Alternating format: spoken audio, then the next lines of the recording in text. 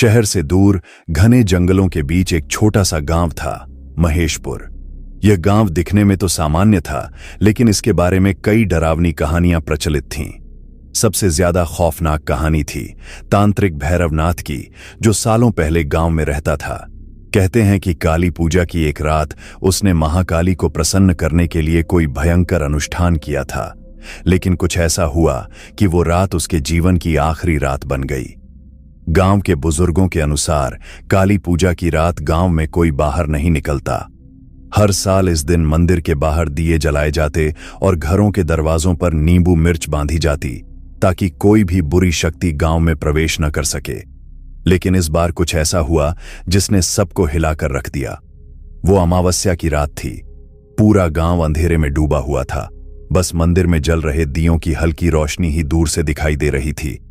तभी गांव के बाहरी छोर पर एक अजनबी पहुंचा। उसका नाम था रघुनाथ, जो तंत्र मंत्र में गहरी रुचि रखता था। वह भैरवनाथ की कहानी सुनकर यहां आया था, क्योंकि उसे विश्वास था कि उसकी आत्मा अभी भी इस जंगल में भटक रही है।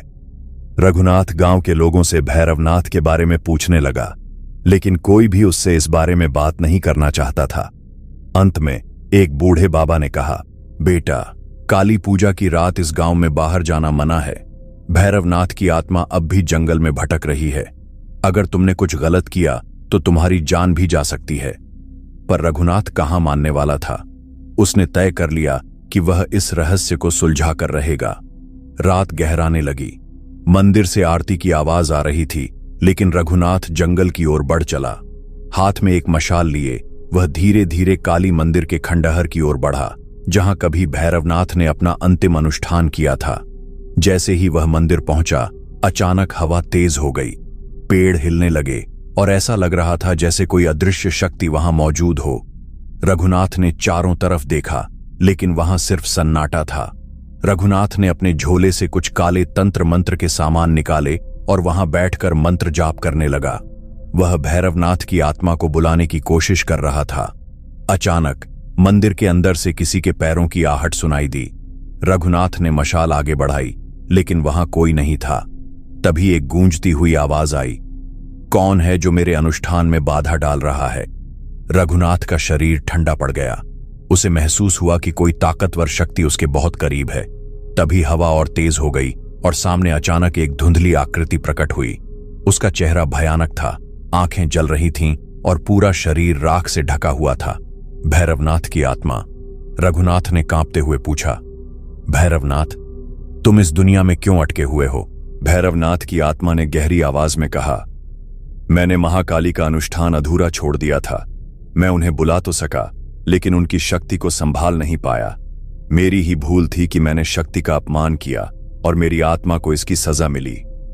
रघुनाथ समझ गया कि अगर इस आत्मा को मुक्ति दिलानी है तो उसे वही अनुष्ठान पूरा करना होगा, लेकिन यह आसान नहीं था। रघुनाथ ने तुरंत अनुष्ठान शुरू किया। उसने पवित्र राख से एक मंडल बनाया और भैरवनाथ की आत्मा को उसमें प्रवेश करने के लिए कहा। मंदिर के अंदर मंत्र गूंजने लगे और हवा इतनी तेज हो गई कि मानो तूफान आ गया हो। अचानक मंदिर के गर्भगृह से काली मां की मूर्ति चमकने लगी। एक रहस्यमयी आग जल उठी और भैरवनाथ की आत्मा दर्द से चीख उठी, मुझे क्षमा कर दो महाकाली। फिर एक जोरदार चमक हुई और सब कुछ शांत हो गया। भैरवनाथ की आत्मा हमेशा के लिए मुक्त हो चुकी थी। अगली सुबह रघुनाथ जब जागा तो वह मंदिर के बाहर पड़ा हुआ था। गांव के लोग वहां इकट्ठा हो गए थे। उन्होंने देखा कि मंदिर के अंदर अब भी एक जलता हुआ दिया था, जो पहले कभी नहीं जलता था। यह इस बात का संकेत था कि अब वह आत्मा मुक्त हो चुकी थी। गांव वालों ने रघुनाथ का धन्यवाद किया और वह एक रहस्य को सुलझाकर अपने सफर पर आगे बढ़ गया। लेकिन तब से हर काली पूजा की रात मंदिर में एक रहस्यमयी दिया अपने आप जल उठता है, मानो कोई अदृश्य शक्ति अब भी वहां मौजूद हो। दोस्तों, क्या सच में सब खत्म हो गया था? नहीं, असली कहानी की शुरुआत अब होती है। रघुनाथ ने सोचा था कि भैरवनाथ की आत्मा को मुक्त करके उसने गांव को उस अभिशाप से बचा लिया, लेकिन अगले ही दिन कुछ ऐसा हुआ जिसने सबको हैरान कर दिया। गांव के एक लड़के, जिसका नाम माधव था, उसने बताया कि उसने रात को मंदिर के पास एक परछाई को चलते हुए देखा था। पहले तो लोगों ने इसे उसका भ्रम समझा, लेकिन फिर मंदिर में रहने वाले पुजारी गिरिधर बाबा ने भी कुछ अजीब महसूस किया। उन्होंने कहा, रघुनाथ, अनुष्ठान तो पूरा हुआ, लेकिन मुझे लगता है कि कोई और शक्ति अब भी जागृत है। रघुनाथ का मन बेचैन हो उठा। उसने सोचा कि भैरवनाथ की आत्मा तो मुक्त हो गई, फिर यह कौन हो सकता है। रघुनाथ ने गांव के पुराने तांत्रिक ग्रंथों को खंगालना शुरू किया। उसे एक प्राचीन शिलालेख मिला जिसमें लिखा था, जो कोई भी अपूर्ण अनुष्ठान करेगा उसकी शक्ति किसी और को स्थानांतरित हो जाएगी। यह पढ़ते ही रघुनाथ समझ गया कि भैरवनाथ की मुक्ति के बाद उसकी शक्तियां किसी और को प्राप्त हो चुकी हैं। लेकिन कौन था वो नया धारक? अगले कुछ दिनों में गांव में अजीब घटनाएं होने लगीं। गांव की एक महिला कमला ने बताया कि उसने अपने घर के आंगन में रात को किसी के मंत्र पढ़ने की आवाज सुनी थी। एक गाय अचानक बिना किसी कारण मर गई और उसके शरीर पर अजीब निशान थे। गांव के एक बच्चे को तेज बुखार आ गया और वह बड़बड़ाने लगा, वे वापस आ रहे हैं, वे वापस आ रहे हैं। रघुनाथ को अब समझ आ गया था कि सिर्फ भैरवनाथ ही नहीं, बल्कि उसकी छाया भी इस दुनिया में रह गई थी। गांव में ही एक बुजुर्ग तांत्रिक था, बाबा कालीनाथ। उसने रघुनाथ को बुलाया और कहा, बेटा, तुमने सिर्फ एक आत्मा को मुक्त किया, लेकिन तंत्र की शक्तियां कभी खत्म नहीं होती। भैरवनाथ की काली शक्ति अब किसी और में समा गई है। रघुनाथ ने पूछा, तो क्या कोई नया तांत्रिक जन्म ले चुका है? बाबा ने जवाब दिया, हां, और वह हमारे बीच ही है। रघुनाथ ने गांव में ध्यान देना शुरू किया। कुछ दिनों बाद उसने देखा कि रामू, जो एक साधारण किसान था, अब रात को अजीब हरकतें करने लगा था।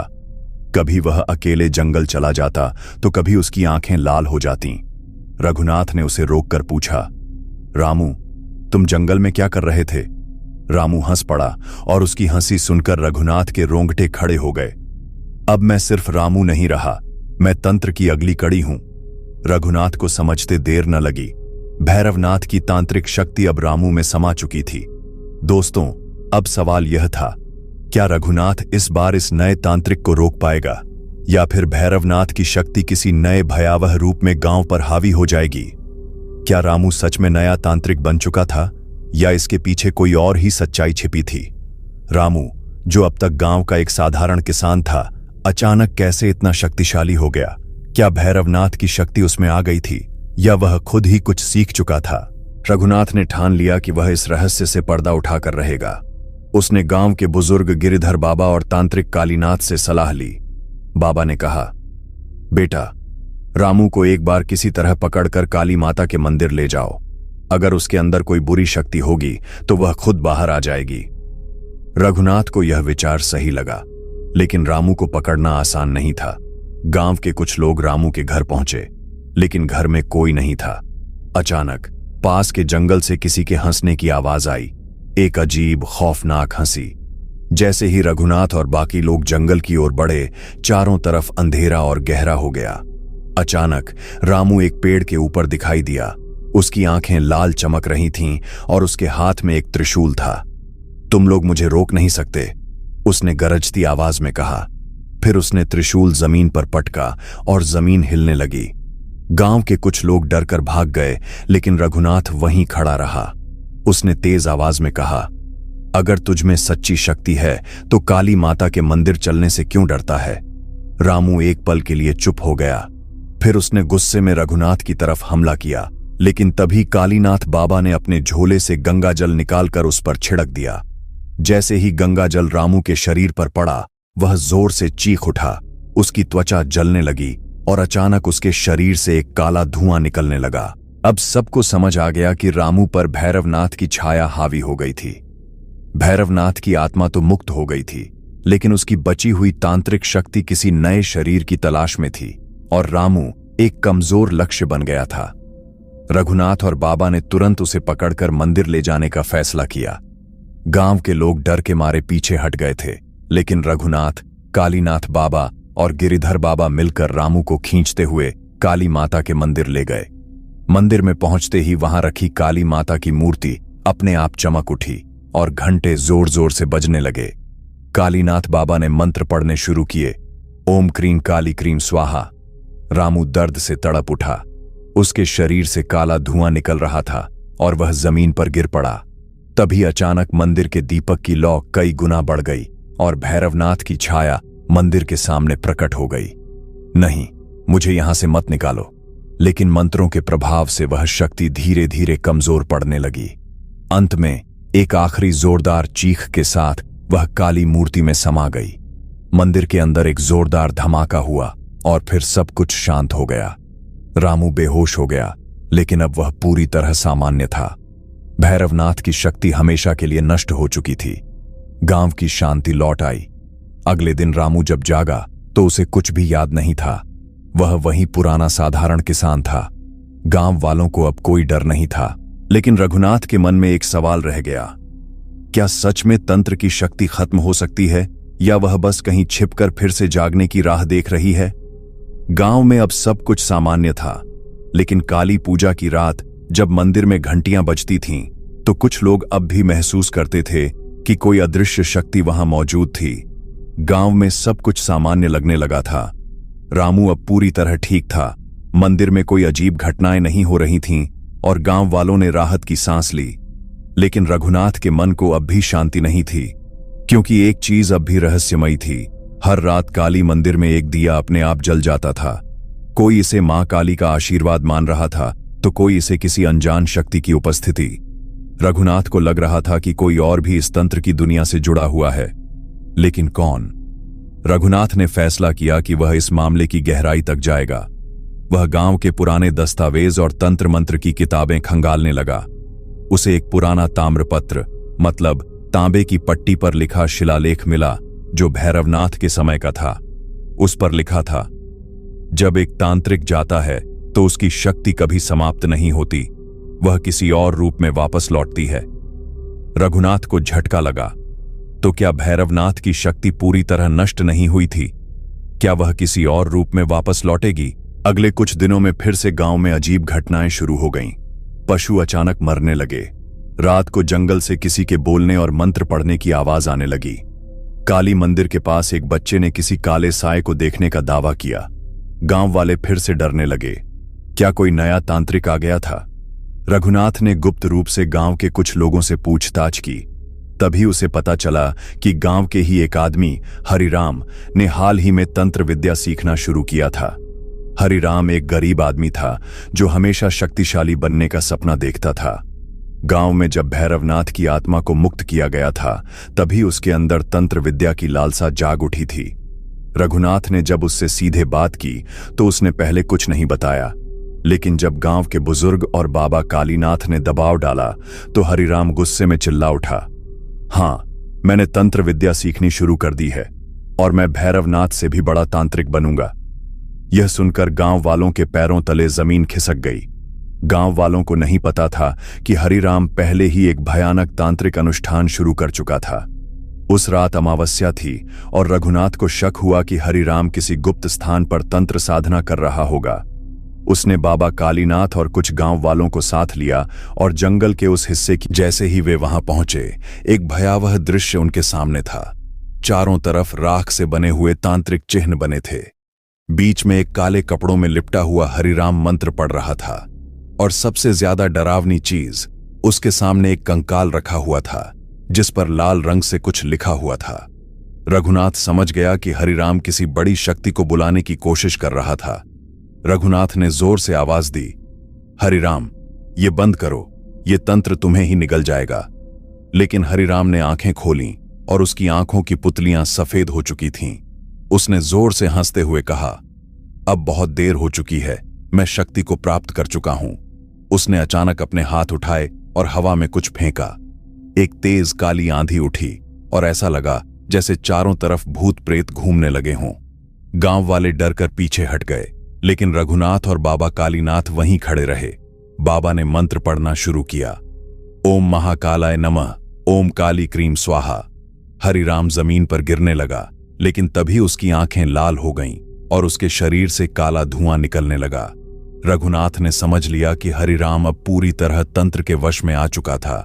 अगर उसे नहीं रोका गया तो वह गांव के लिए नया अभिशाप बन सकता था।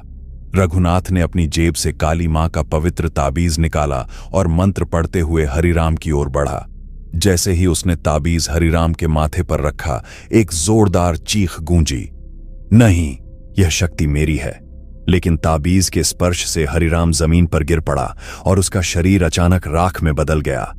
चारों तरफ एक गहरी शांति छा गई, हवा रुक गई और जंगल में एक रहस्यमयी सन्नाटा पसर गया। गांव वाले स्तब्ध थे। किसी को समझ नहीं आ रहा था कि यह कैसे हुआ। क्या सच में सब खत्म हो गया? गांव अब पूरी तरह शांत हो चुका था। मंदिर का दिया अब अपने आप नहीं जलता था। रघुनाथ ने सोचा कि शायद यह तंत्र की आखिरी कड़ी थी, लेकिन जाते जाते बाबा कालीनाथ ने एक रहस्यमयी बात कही। बेटा, तंत्र कभी खत्म नहीं होता, यह सिर्फ नया रूप लेता है। रघुनाथ के मन में एक नया सवाल उठ खड़ा हुआ। क्या सच में यह तंत्र खत्म हुआ, या फिर कहीं और, किसी और के अंदर यह फिर से जन्म ले रहा था? क्योंकि उसी रात गांव से बहुत दूर एक और जंगल में एक और आदमी ने तंत्र विद्या की किताब खोली। हरिराम की राख अब भी जंगल की मिट्टी में घुली हुई थी। रघुनाथ और गांव वालों को लगा कि अब सब खत्म हो गया। कोई तांत्रिक नहीं, कोई काला साया नहीं, कोई तंत्र विद्या नहीं। लेकिन बाबा कालीनाथ की आखिरी बात रघुनाथ के कानों में गूंज रही थी। तंत्र कभी खत्म नहीं होता, यह सिर्फ नया रूप लेता है। गांव धीरे धीरे अपनी पुरानी जिंदगी में लौट आया। मंदिर में फिर से पूजा होने लगी, बच्चे फिर से रात में खेलने लगे और जंगल अब एक आम जंगल लगने लगा। पर रघुनाथ के दिल में अब भी कुछ अधूरा सा महसूस हो रहा था। अमावस्या की अगली रात जब पूरा गांव सो रहा था, तभी मंदिर की घंटी अचानक जोर से बज उठी। रघुनाथ हड़बड़ाकर उठा और दौड़कर मंदिर पहुंचा। वहां कुछ भी नहीं था, बस एक हल्की सी धुंध चारों ओर फैली थी। तभी उसे मंदिर के बाहर कुछ सफेद चिन्ह दिखाई दिए। सही मायनों में ये वही चिन्ह थे जो पहले भैरवनाथ और हरिराम के अनुष्ठानों में देखे गए थे। क्या कोई फिर से तंत्र विद्या सीख रहा है? रघुनाथ घबरा गया, लेकिन उसने किसी को कुछ नहीं बताया। वह चुपचाप उन चिन्हों को मिटाकर वापस लौट आया। उसी समय गांव से कुछ दूर जंगल के बीच में कोई और भी जागा हुआ था। एक आदमी जिसका नाम था गजानन, जो एक पूर्व पुजारी था लेकिन अब तंत्र सीखने की लालसा रखता था। हरिराम के मरने के बाद गजानन को यह एहसास हुआ कि भैरवनाथ की असली शक्ति अभी भी कहीं न कहीं मौजूद है, और अगर वह सही अनुष्ठान कर ले तो वह इस शक्ति को अपने अंदर समाहित कर सकता है। गजानन ने पुराने तांत्रिक ग्रंथों को पढ़ा और पता लगाया कि भैरवनाथ की अंतिम ऊर्जा को पूरी तरह जागृत करने के लिए एक और अनुष्ठान करना पड़ेगा। एक ऐसा अनुष्ठान जो पिछले सभी अनुष्ठानों से अधिक खतरनाक था। लेकिन इसके लिए उसे एक बलिदान चाहिए था, एक ऐसे व्यक्ति का बलिदान जिसने पहले तंत्र विद्या को रोका हो। रघुनाथ। अगली रात जब रघुनाथ सो रहा था, तब उसे एक अजीब सपना आया। उसने देखा कि वह काली मंदिर के सामने खड़ा है और उसके चारों तरफ आग जल रही है। सामने कोई खड़ा था, वो था भैरवनाथ। मैं वापस आऊंगा, रघुनाथ। रघुनाथ हड़बड़ाकर उठ गया। उसका पूरा शरीर पसीने से भीगा हुआ था। क्या यह सिर्फ एक सपना था या कोई चेतावनी? रघुनाथ को अभी भी नहीं पता था कि गजानन उसके पीछे पड़ा हुआ है। एक रात जब वह गांव के बाहर एक कुएं के पास खड़ा था, तभी किसी ने उसके पीछे से हमला कर दिया। वह जमीन पर गिर पड़ा और उसकी आंखों के आगे अंधेरा छा गया। जब वह उठा तो उसने खुद को एक अंधेरे कमरे में पाया। चारों ओर तंत्र मंत्र की आकृतियां बनी हुई थीं। सामने गजानन खड़ा था और उसके चेहरे पर एक अजीब चमक थी। तूने भैरवनाथ और हरिराम को खत्म किया, लेकिन तंत्र को कभी खत्म नहीं किया जा सकता। रघुनाथ समझ गया कि गजानन उसे बलिदान देने वाला है। गजानन ने मंत्र पढ़ने शुरू कर दिए। उसने जमीन पर कुछ सफेद भस्म फैलाई और एक चाकू उठाया। आज भैरवनाथ की शक्ति मेरे अंदर आएगी। लेकिन तभी दरवाजे पर जोर की आवाज हुई। बाबा कालीनाथ और कुछ गांव वाले वहां पहुंच चुके थे। रघुनाथ को छोड़ दो गजानन, बाबा ने गरजती आवाज में कहा। गजानन ने हंसते हुए कहा, अब बहुत देर हो चुकी है। देखो, शक्ति मेरे अंदर समा रही है। तभी मंदिर की घंटियां अपने आप जोर से बजने लगीं। हवा में गूंजने लगीं काली माता के मंत्र। रघुनाथ ने हिम्मत जुटाकर जमीन से एक चाकू उठाया और ताबीज को गजानन के माथे पर रख दिया। गजानन जोर से चीख उठा। उसकी आंखों से खून बहने लगा। उसके शरीर से धुआं उठने लगा और अचानक वह जमीन पर गिर पड़ा। गजानन तंत्र के जाल में खुद ही फंस चुका था। उसका शरीर राख में बदल गया क्या अब सब खत्म हो गया? गांव वालों ने राहत की सांस ली। अब भैरवनाथ, हरिराम और गजानन सब खत्म हो चुके थे। रघुनाथ ने मंदिर के सामने हाथ जोड़े और काली माता का धन्यवाद किया। लेकिन बाबा कालीनाथ ने एक आखिरी बात कही, तंत्र कभी खत्म नहीं होता, यह सिर्फ इंतजार करता है किसी नए साधक के रूप में वापस आने के लिए। रघुनाथ ने मंदिर की तरफ देखा। अब सब कुछ शांत था, लेकिन काली पूजा की अगली रात मंदिर का दिया फिर से अपने आप जल उठा। तो दोस्तों, क्या सच में तंत्र खत्म हुआ? अब यह कहानी समाप्त हो चुकी है, लेकिन क्या यह सच में यह अंत था, या तंत्र बस किसी और समय, किसी और स्थान पर फिर से जन्म लेने की प्रतीक्षा कर रहा है? यह कहानी हमें यह एहसास दिलाती है कि अंधकार और प्रकाश हमेशा एक दूसरे से जुड़े होते हैं। तंत्र को नकारना आसान है, लेकिन उसकी शक्ति को समझना और उसे नियंत्रित करना ही असली परीक्षा होती है। अगर आपको यह कहानी रोमांचक लगी तो इस कहानी को एक लाइक कर दीजिए। क्या आप मानते हैं कि तंत्र विद्या सच में खत्म हो सकती है, या फिर यह बस एक नए सफर की शुरुआत है?